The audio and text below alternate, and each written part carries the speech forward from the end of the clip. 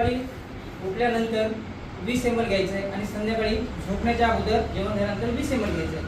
हे सतत मी 15 दिवस औषध घेतलं. जीवनज्योती घेतल्यानंतर 15 दिवसानंतर सरांनी मला फोन केला आणि आपण चहा घेऊ.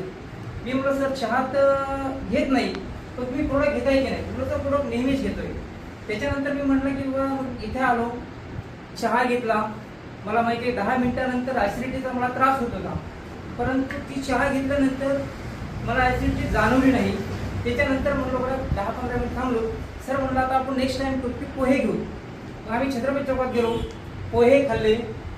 परत अर्धा तास झाला, ॲसिडिटी काही जाणवली नाही. म्हटलं यार प्रोडक्ट कमाल आहे, शरीरावर काम करणं चालू केलेलं आहे. त्याच्या अर्थ आपण लोकांना सांगायला प्रॉब्लेम नाही. त्याच्यानंतर मी एक लिस्ट काढली. जे माझे मित्र होते ॲसिडिटीवाले, आता कसे असतात, डायबिटीजवाल्याचे डायबिटीज मित्र असतात, शुगरवाल्यांचे शुगर पेशंट असतात, तसे माझे बरेचसे मित्र होते ॲसिडिटीवाले. मी लिस्ट काढली, 5 जणांना फोन केला, ॲसिडिटीचं प्रोडक्ट काढले. ते म्हणजे दिनेश किती रुपयाला आहे? मी म्हणलो 1500 रुपयाला आहे. ठीक आहे, माझ्या नावाचं पण घेऊन ये. एका दिवसामध्ये 5 बॉटल जीवनज्योतीच्या मी 5 मित्रांना दिल्या आणि त्यांचे रिझल्ट इतके अप्रतिम आले की त्यांचे पण मला फोन आले. गणेश 8 दिवसानंतर 5 दिवसानंतर माझी म्हणजे याच्यामध्ये ॲसिडिटीचा त्रास कमी झाला आणि हे प्रोडक्ट मी कंटिन्यू करणार आहे. त्याच्यानंतर एक दुसऱ्या व्यक्तीला मी प्रोडक्ट दिलं सुरंजीसाठी. सुरंजी होते ना पांढरेपणेला, त्यांना पण दिलं. दिल्यानंतर त्यांनाही अर्धा दिवसानंतर फरक पडला. मग तिसरा पेशंट माझ्याकडे होता, तो होता वांगसाठी. चेहऱ्यावर गालामध्ये काळे डाग येतात, वांग. त्या वांगसाठी मी प्रोडक्ट दिल्यानंतर त्यांचे पण आता इथं प्रशांत सर आले नाहीत, नाही त्यांच्या चेहऱ्यावर बरेचसे वांग होता. ते वांग पूर्ण 30 ते 40% कमी झालेलं 1 महिन्यामध्ये. आता जे नेक्स्ट आहे दुसऱ्या महिन्याची बॉटल घेऊन जातील त्यावेळेस मला माहिती आहे की बस 100% 2 महिन्यात वांग कव्हर होईल. हे माझा तिसरा रिझल्ट. आणि इथे वाघिरा चांद पाशा म्हणून राहतात, चांद पाशा. त्यांनी 15 दिवसापूर्वी एक कॅन्सरचा पेशंट होता त्यांच्याकडे पाहुणा. 4 स्टेजचा कॅन्सर ज्याला म्हणतो आपण. 4 स्टेजचा कॅन्सर असल्यामुळे ते म्हणे गणेश काही खात नाही. खात पीत नसेल तर त्याला औषध देऊन काही उपयोग नाही. तरी पण सर म्हणले गणेश एक बॉटल देऊन बघू. त्यांना बॉटल दिला. त्यांनी 15 दिवस ते पेशंटला दिल्यानंतर एक त्यांना रिझल्ट असा आला की जो व्यक्ती फक्त गोळ्या आणि औषधच घेत होता तो व्यक्ती आज अर्धी पोळी खात आहे. तर आपलं जे प्रोडक्ट आहे जीवनज्योती हे 100% मला रिझल्ट आले. 4 बिमाऱ्यांवर काम करते.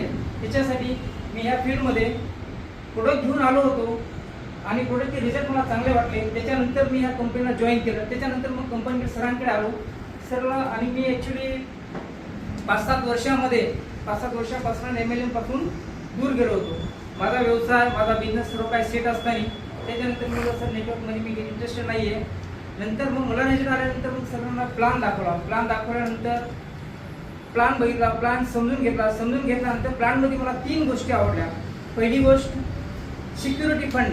असे कुठल्याही कंपनीनं आतापर्यंत दिलेला नाही.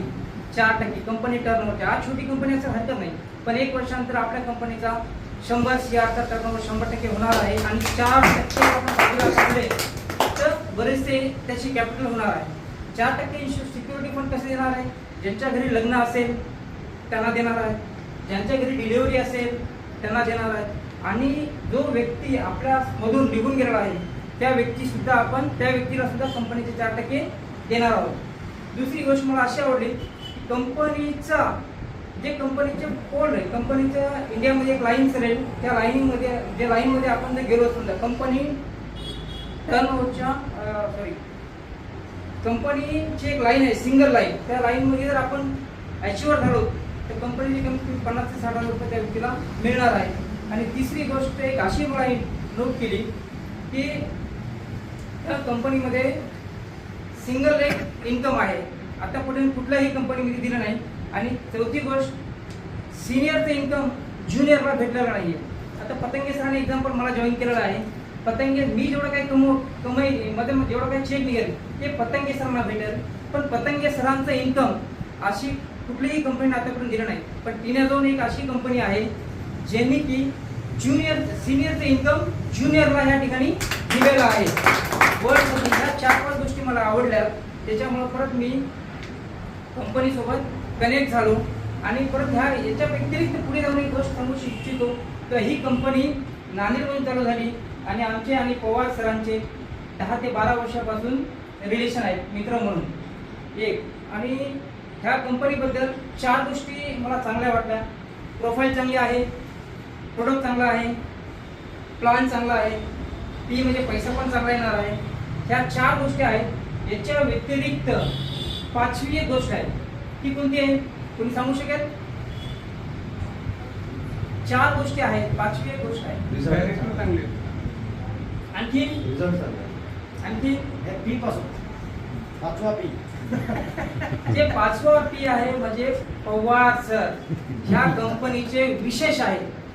त्याच्यामुळे मी ह्या कंपनीमध्ये पवारचा पावर ते तिथे एक आहे शरद पवार, आपल्यामध्ये आहे संजयजी पवार. ह्या सर्व गोष्टी मला आवडल्या. आणि जाता जाता एक छोटी सी स्टोरी सांगेल. एक भिक्षुओं का रेला जा रहा था. एक आदमी ने कहा आपका लीडर कौन है? उस भिक्षु ने कहा किसी एक को भी हाथ लगा कर देख लो, आपको पता चल जाएगा कि हमारा लीडर कौन है. तर इथे जेवढे काही लोक बसलेले आहेत ते एक पूर्णपणे लीडर्स आहेत. त्याच्यामुळं आणि एक अशी टाळी झाली पाहिजे जी नांदेडमधून निघून मुंबईच्या शमुकानंदपर्यंत पोहोचली पाहिजे. एक जोरदार टाळी वाजवण्यासाठी आपण तयार आहात? जोरदार टाळी वाजवण्यासाठी तयार आहात? आपला पुढचा अॅनिव्हर्सरी जे फर्स्ट अॅनिव्हर्सरी होईल, सरांचं स्वप्न आहे की बाबा शमुकानंद मध्ये घ्यायची आहे. यासाठी आपल्या सर्वांना फार मेहनत करायची आहे आणि एक जोरदार टाळी वाजली पाहिजे या ठिकाणी. थँक्यू. एवढं बोलतो.